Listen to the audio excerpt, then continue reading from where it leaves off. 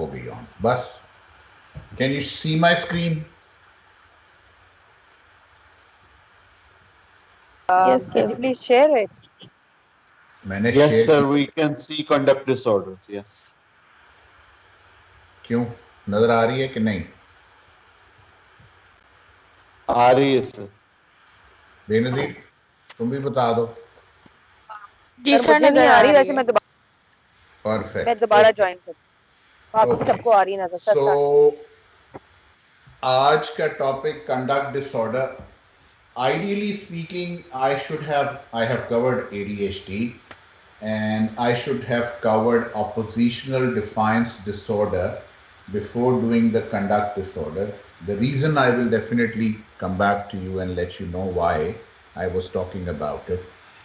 So एक sequence of event ये है कि जब whenever we are trying to assess the children, to assess them for various psychiatric morbidity, then ADHD and then oppositional defiance and then the conduct disorders are piled up in a sequence.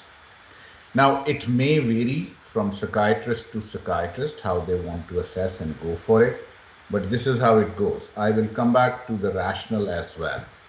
So, but unfortunately, again, I was thinking about it. If I have to cover oppositional defiance disorder, then there are three other disorders, associated with it that needs to be covered as well. So वो थोड़ा सा मेरे लिए मुश्किल हो रहा था, तो मैंने कहा चलें, let's start with the conduct and we'll go back to oppositional defiance disorder and impulse control disorders in children. So when we talk about conduct disorders, what is the definition? With these disorders have problems with control of their emotions and behavior. While all children are occasionally unable to control their impulses, these children have unusual difficulty for their age, resulting in behavior that violates the rights of others and or brings them into conflict with authority figure. When I was reading this definition, I was very much confused. People who live abroad in Western world, especially not all Western world, but some Western countries, these problems are unfortunately, you are able to assess them only when you see them in a real life situation. So जैसे मैं मिसाल यहाँ की दूंगा, Canada की, कि अगर यहाँ पे लाइन लगी हुई है किसी भी जगह पे, बैंक में, मार्केट में, बिल जमा कराने के लिए, किसी भी जगह पे, तो उस लाइन में I am not supposed to touch anyone ahead of me or behind me. It's a norm, right? If somebody is talking, we cannot cut them in between unless or until they finish and then move on.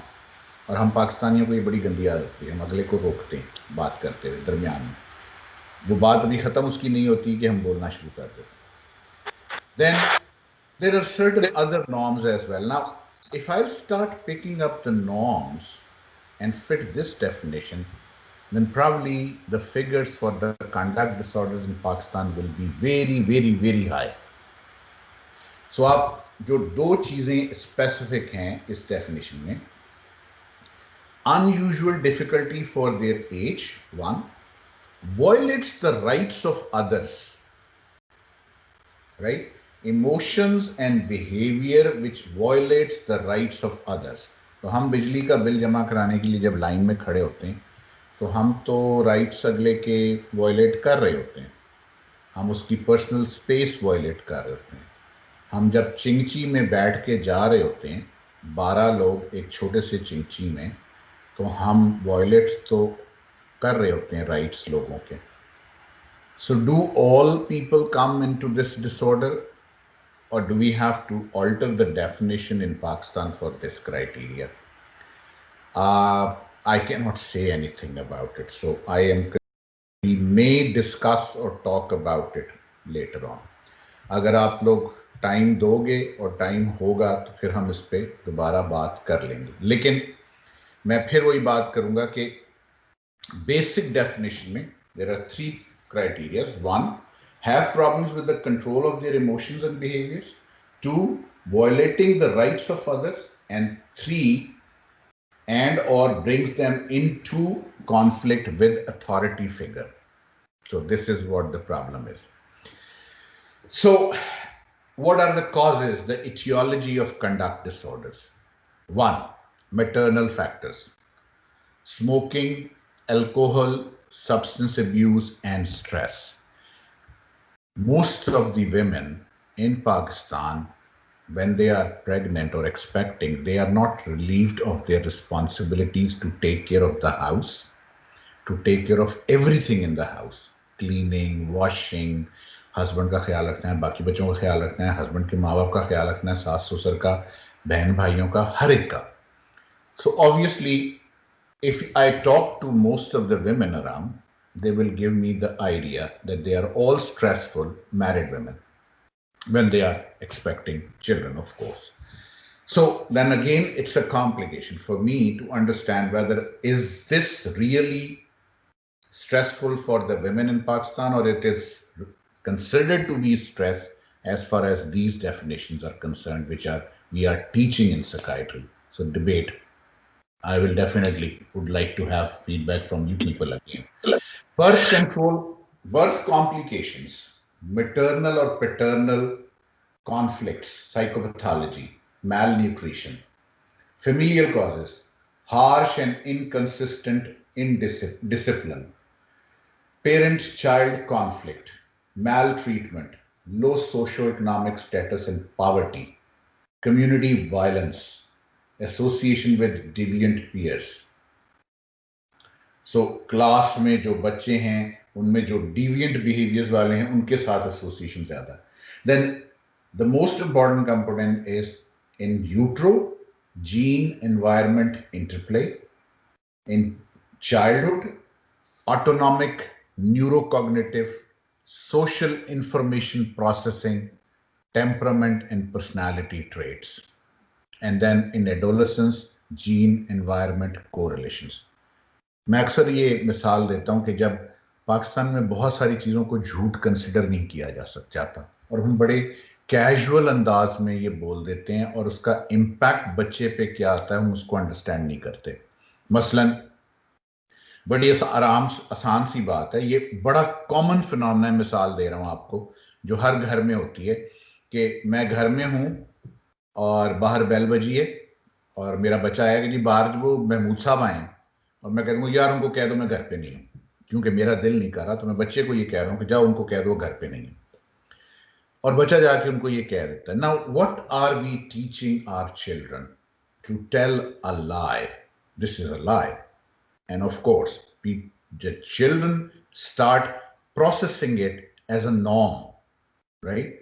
So lying is a norm. And if lying is a norm, then we will see these disorders commonly. And we don't consider them abnormal. This is more unfortunate situation. So ये जो मैं छोटी छोटी मिसालें दे रहा हूँ इसको अगर आप broad कर लें, then you will be able to understand that how common you would be able to assess the conduct disorders. And the reason is not actually the child. The reason is all these factors that I'm talking here now. Maternal factors, then familial, extrafamilial, and genetic environment correlations, which is complicated. So try to understand this. Now, diagnosis. When we want to make a diagnosis of conduct disorder, theoretically, now, the previous examples I were given, they were practical. Now, theoretically speaking, diagnosis of conduct disorders involves clinical interview with parents or teachers to identify problem behaviors in child. Symptoms can be divided into 4 categories. अब ये 4 categories, diagnostic classification system, either ICD-11 or DSM-5, they are the same with 1 and 2 minus. Serious rule violations. So we cross the red light. We don't line up on the signals in a straight line. So यहाँ पे अगर सड़क पे लोग खड़े हैं गाड़ी में रेड लाइट के ऊपर, तो अगर एक लाइन है तो उधर एक ही लाइन में गाड़ियां खड़ी होंगी, चाहे वो 1.5 मील लंबी लाइन लग जाए। कोई दोनों साइडों पे जगह खाली है, लेकिन कोई इस तरह नहीं आएगा। मे बी 100 में से कोई एक आएगा। जो आएगा वो एबनॉर्मैलिटी में कंसिडर होगा, मेजॉरिटी नहीं आएगी। लेकिन जब हम पाकिस्तान में रेड लाइट पे खड़े होते हैं तो वो एक ऐसे बॉटलनेक बनती है। हम ऐसे आते हैं, फिर ऐसे आते हैं, फिर ऐसे आते हैं, फिर ऐसे आते हैं, हत्ता के आगे फ्रंट में रेड लाइट के पास 14 मोटरसाइकिलें, 6 गाड़ियां, 4 चिंचियां और सब इकट्ठे ऐसे खड़े होते हैं, और पीछे जो लाइन है वो तो लगी होती है।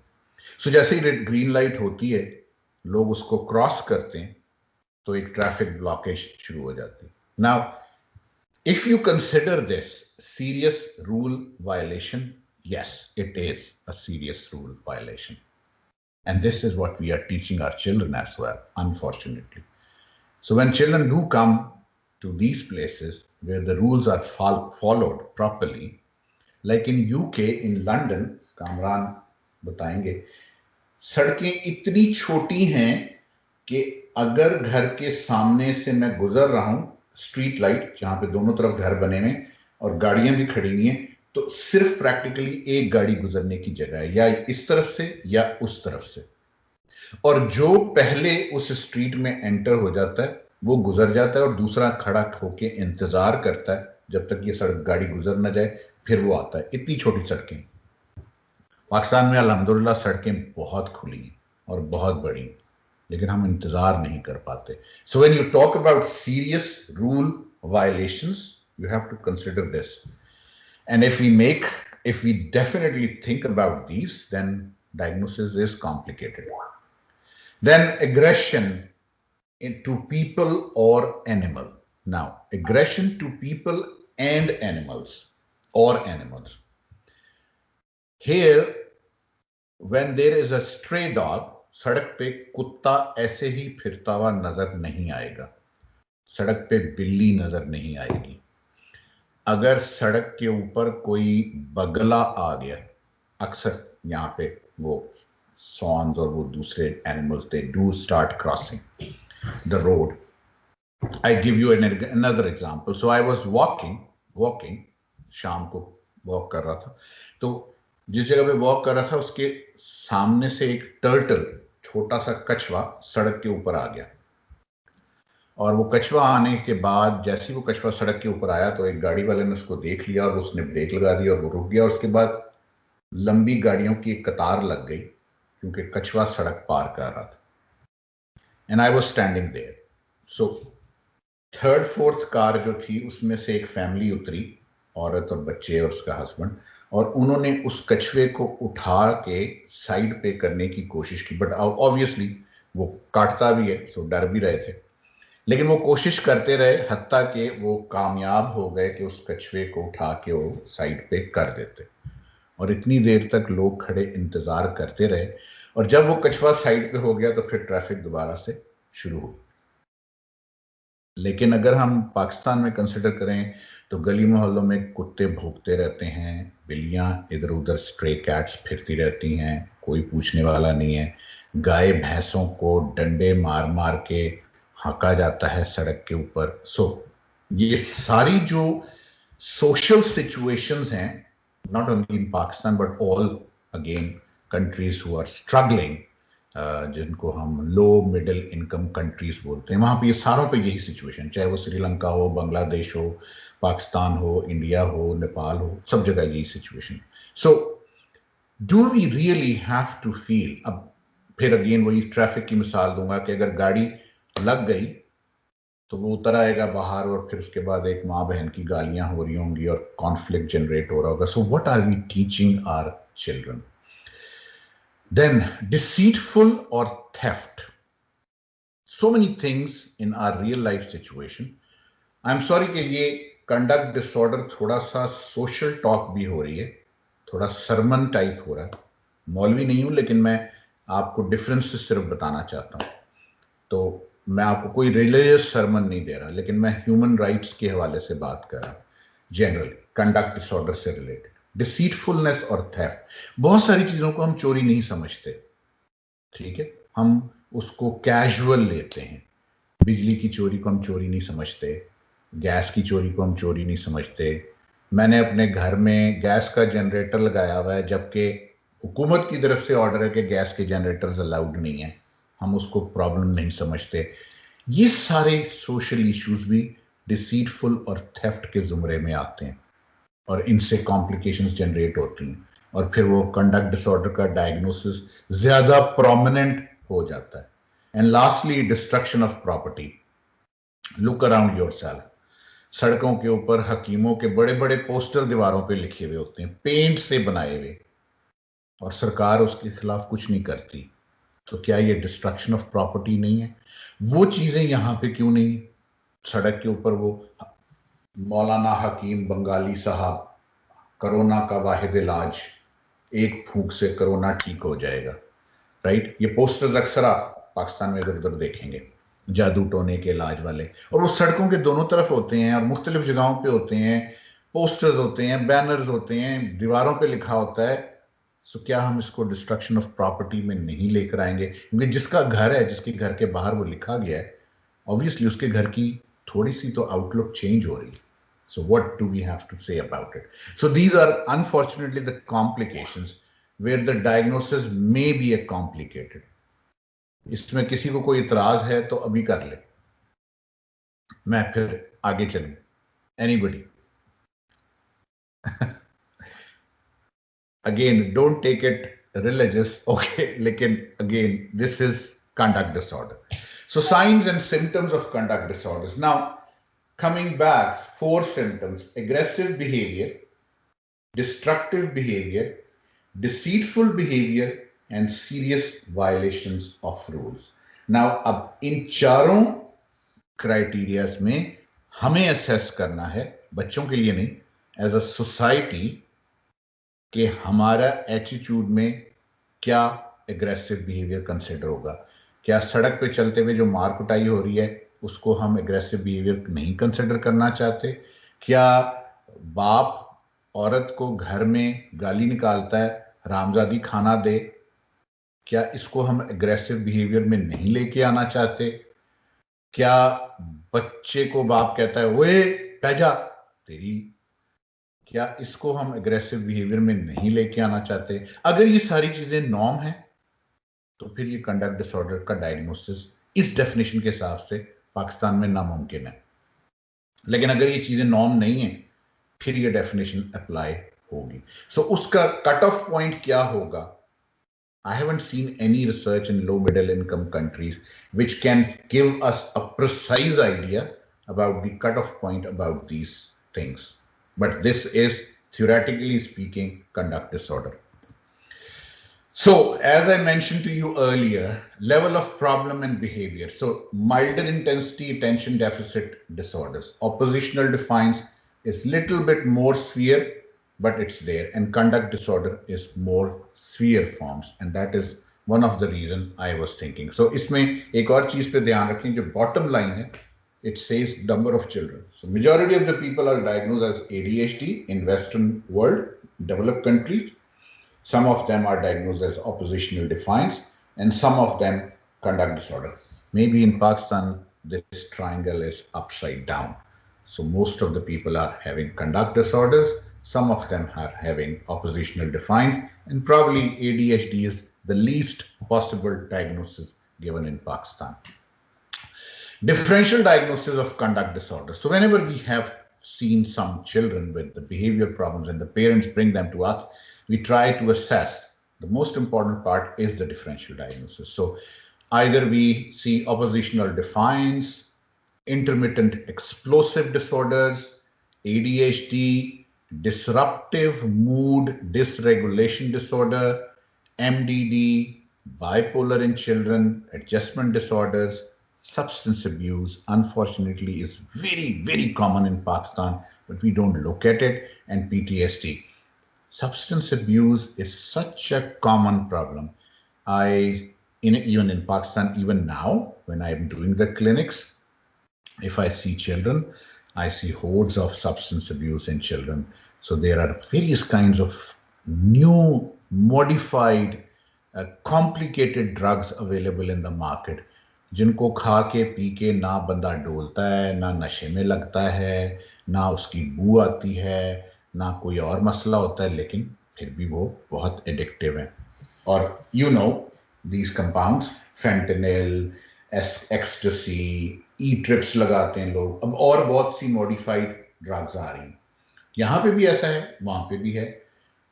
यहाँ पे आइडेंटिफाई होता है और उसको ट्रीटमेंट की कोशिश की जाती है. पाकिस्तान में अनफॉर्चुनेटली हम आइडेंटिफाई ही नहीं करते कि हमारा बच्चा किस नशे पे लग गया.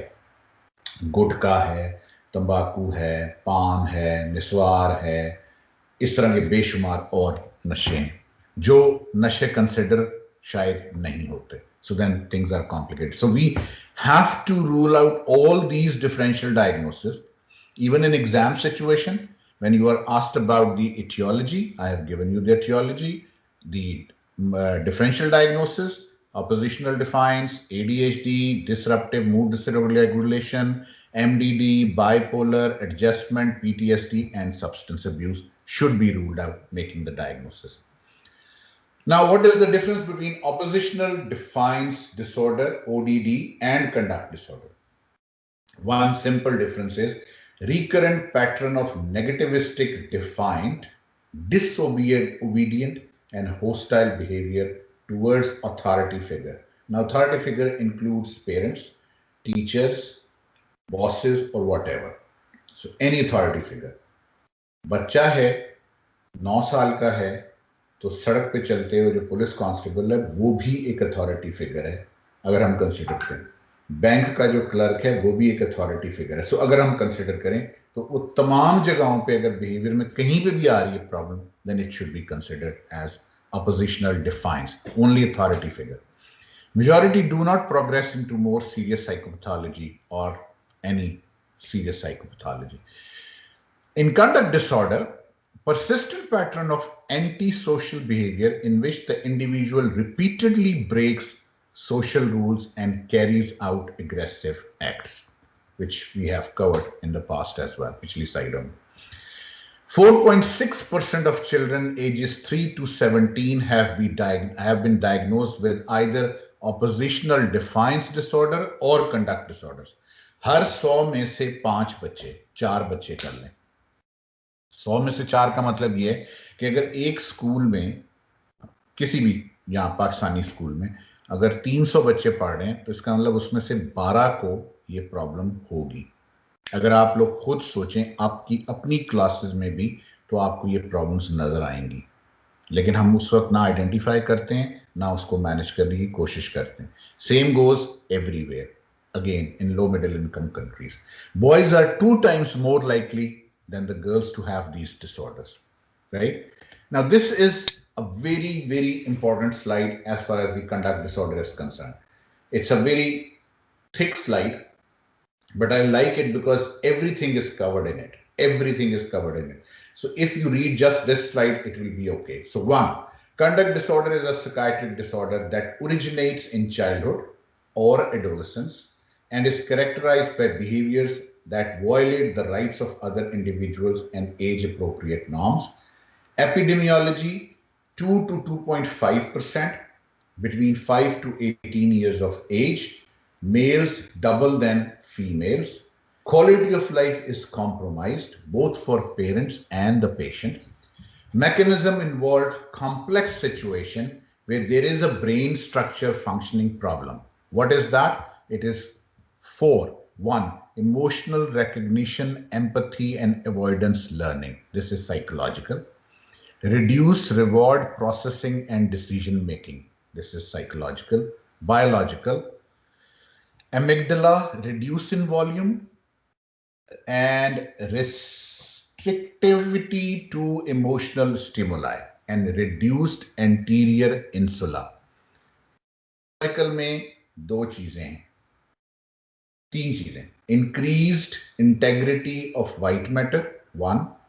Reduced anterior insula and prefrontal cortex volume. Reduced amygdala volume.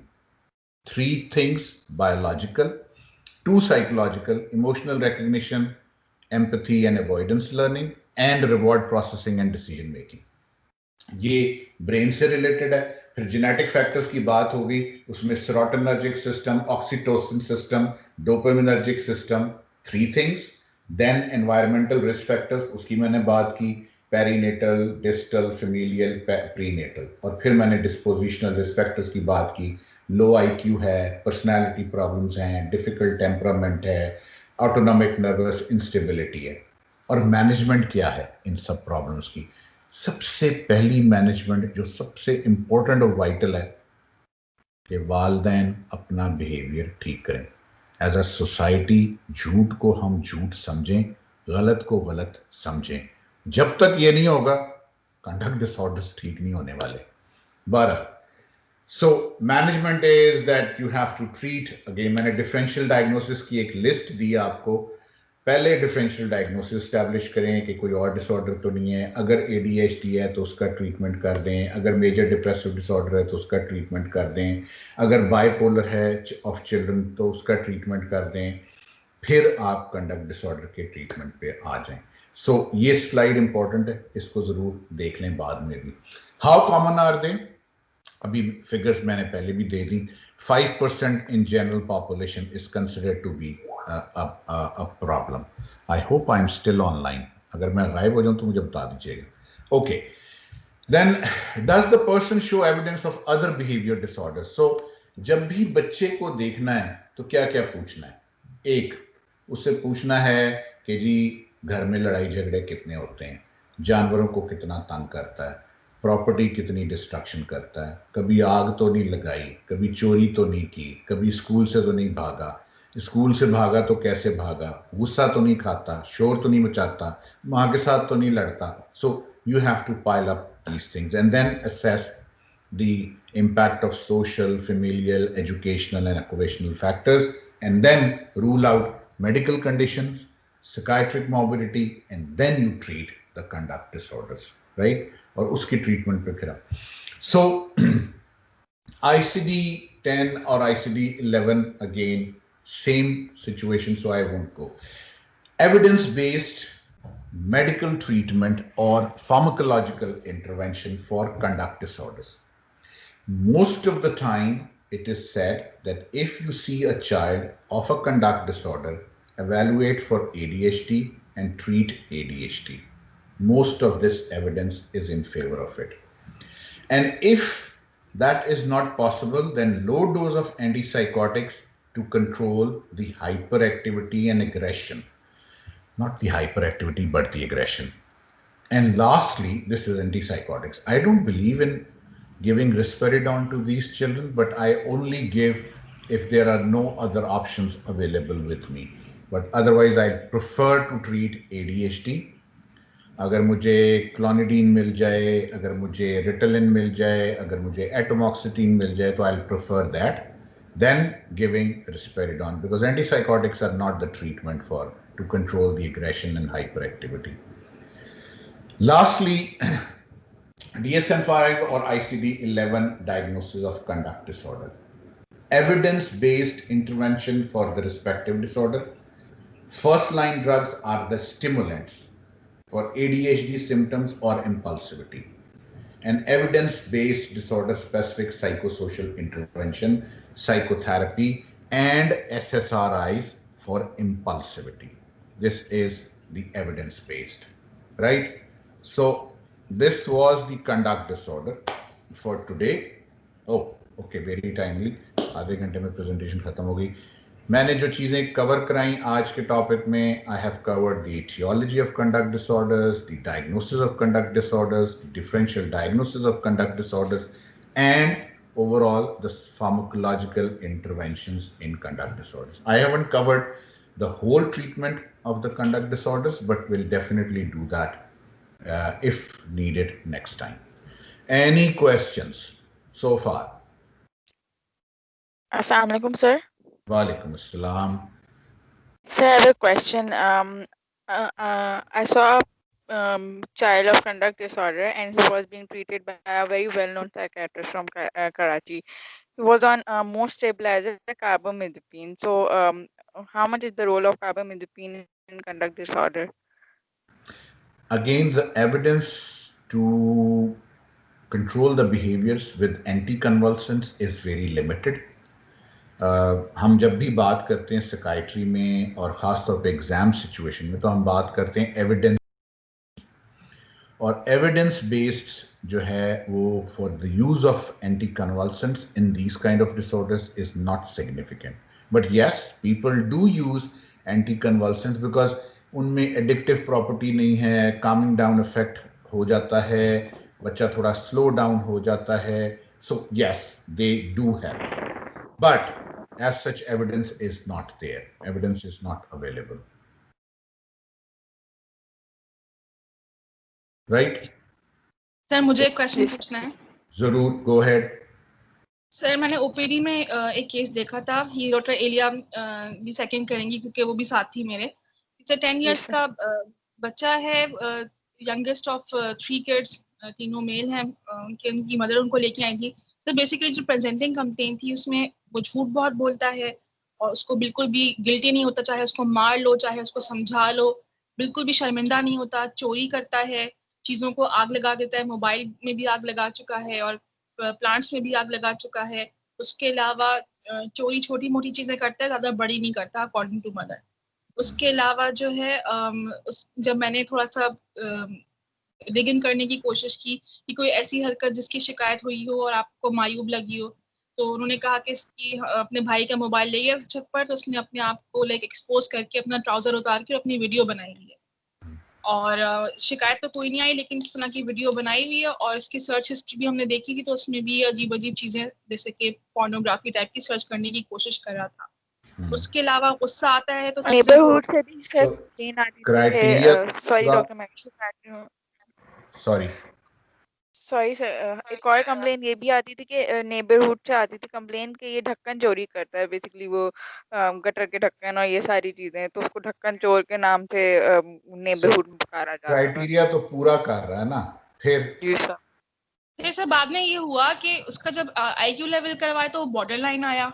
तो हमारे साइकोलॉजिस्ट ने कहा कि नहीं डॉक्टर महविश, ये तो बॉर्डर लाइन का केस है, आईक्यू का केस है, ये सारा बिहेवियर लो आईक्यू की वजह से है. जबकि सर एसोसिएशन तो बहुत स्ट्रांग है बॉर्डर लाइन आईक्यू और कंडक्ट डिसऑर्डर की. प्लस सर मुझे इम्पल्स कंट्रोल भी लग रहा है. इंटेलेक्चुअल डिसेबिलिटी का डायग्नोसिस दे देते हैं ना, तो आपकी साइकोलॉजिस्ट ठीक कह रही है. वो हम हायरार्की में जब स्किज़ोफ्रेनिया का डायग्नोसिस बनाते हैं और उस पेशेंट को अगर डिप्रेसिव सिम्टम्स नहीं हो, तो हम डिप्रेशन नहीं ट्रीट करते, हम स्किज़ोफ्रेनिया ट्रीट करते हैं. डिप्रेशन बाद में एड्रेस करेंगे अगर जरूरत पड़ेगी तो. Same goes here. हायरार्की में अगर कोई ट्रीटेबल कॉज हमें मिलता है, लाइक मैंने बताया सब्सटेंस अब्यूज मिल जाता है, तो हम उसको ट्रीट करेंगे. इंटेलेक्चुअल डिसेबिलिटी अगर हमें मिल गई तो हायरार्की में वो ऊपर है और कंडक्ट के सिम्टम्स बाद में. सो फिर हम इंटेलेक्चुअल डिसेबिलिटी को डेफिनेटली कंसिडरेशन में रख के साथ चलेंगे. ठीक सर. लेकिन ट्रीट हम फिर भी उसी तरह ही करेंगे, पैरामीटर्स वही होंगे.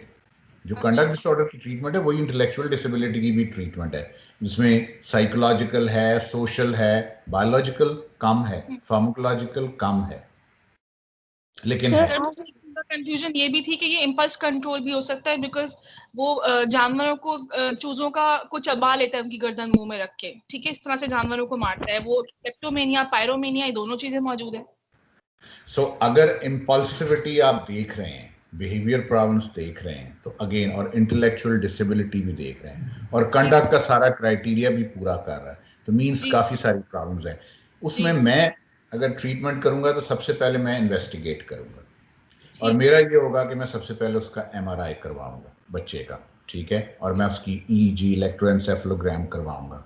और अगर मुझे जरूरत पड़ेगी तो यस, साइकोमेट्रिक असेसमेंट करवाऊंगा ताकि उसकी IQ असेसमेंट में प्रिसाइज IQ स्कोरिंग देखूंगा.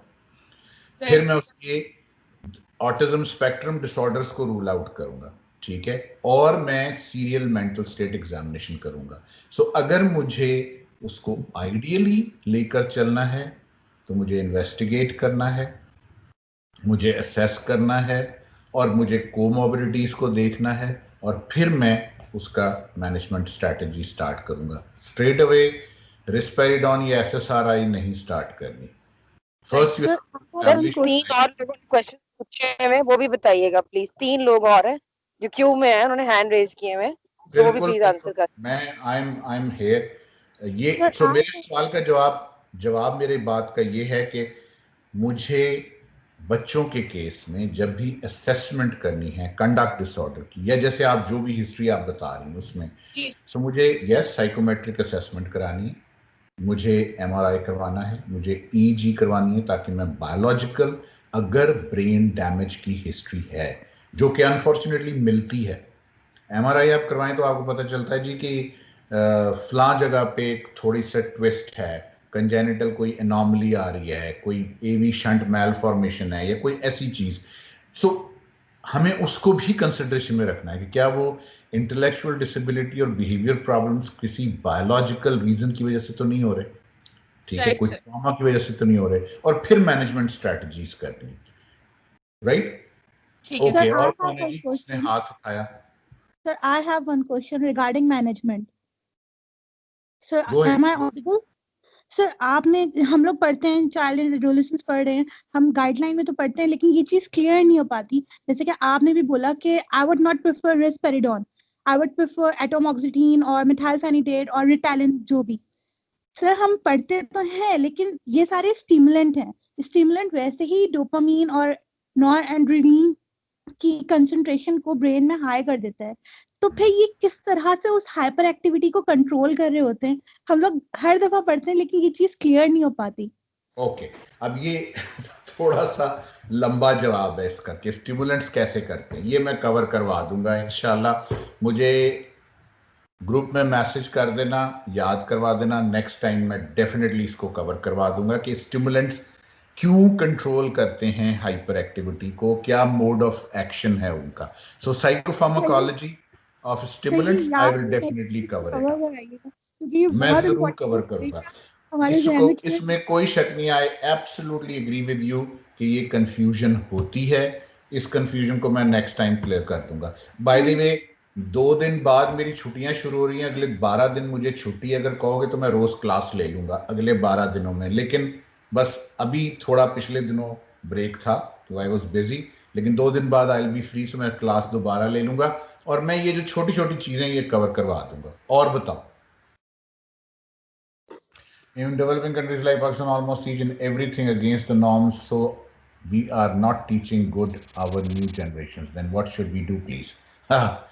Okay, Dr. Saab, sir, how to differentiate between oppositional defiance disorder and conduct disorders? मेरा ख्याल है मैंने एक स्लाइड दिखाई थी जिसमें ODD और उसका डिफरेंस मैंने कवर किया था, सो ये जवाब तो क्लियर हो जाएगा। ये स्लाइड है जो ओडीडी और कंडक्ट डिसऑर्डर के दरमियान डिफरेंशिएशन कर रही है कि ओडीडी में recurrent pattern of negativistic defiant disobedient and hostile behaviour towards authority figure, this is important, towards authority figure only, majority do not progress into any pathology, सिर्फ बड़ों की बातों की नाफरमानी है। और कंडक्ट डिसऑर्डर्स में अगेन ग्लोबल है सिचुएशन, उसमें ब्रेक रूल कर रहा है, भाग रहा है, दौड़ रहा है, एग्रेसिव हो रहा है। सो ये जवाब तो मैंने कवर कर दिया। और वो जो पहला सवाल जो किसी ने पूछा इसमें मैसेज में लिख के कि पाकिस्तान में ये हालात ख़राब हैं, what are we giving to our new generations? We are giving a very bad impact to our new generations. मैं पाकिस्तान में भी जब था ना, मैं यहाँ के आने की बात नहीं कर रहा, लोग समझते हैं शायद मैं यहाँ आने के बाद की बात कर रहा हूँ, मैं पाकिस्तान में रहते हुए की बात कर रहा हूँ कि मैं न्यूज़ चैनल्स नहीं देखता था पाकिस्तान में। उस वक्त जब मैंने पाकिस्तान छोड़ा था तो उस वक्त भी तकरीबन 60 के करीब न्यूज़ चैनल्स चलते थे और उनमें एंकर पर्सन्स बहुत आर्गूमेंट्स करते हैं, हॉट डिस्कशंस करते हैं, पॉलिटिकल और बहुत सारी बातें होती हैं।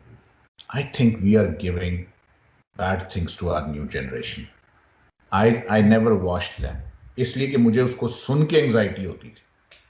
What for this?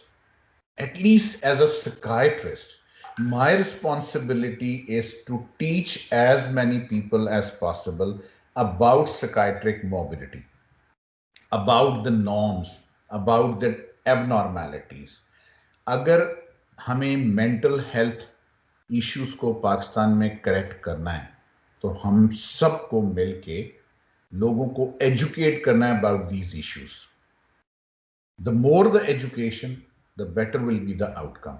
पाकिस्तान में आज जब मैंने साइकियाट्री शुरू की थी तो 125 से 150 साइकियाट्रिस्ट थे, और बाय द टाइम तो मेरा एक ही टारगेट था कि जितने ज्यादा साइकियाट्रिस्ट पैदा हो सकें आप पैदा करें. और अ गुड पार्ट इज कि अब पाकिस्तान में 500 साइकियाट्रिस्ट हैं, which is still not the sufficient number.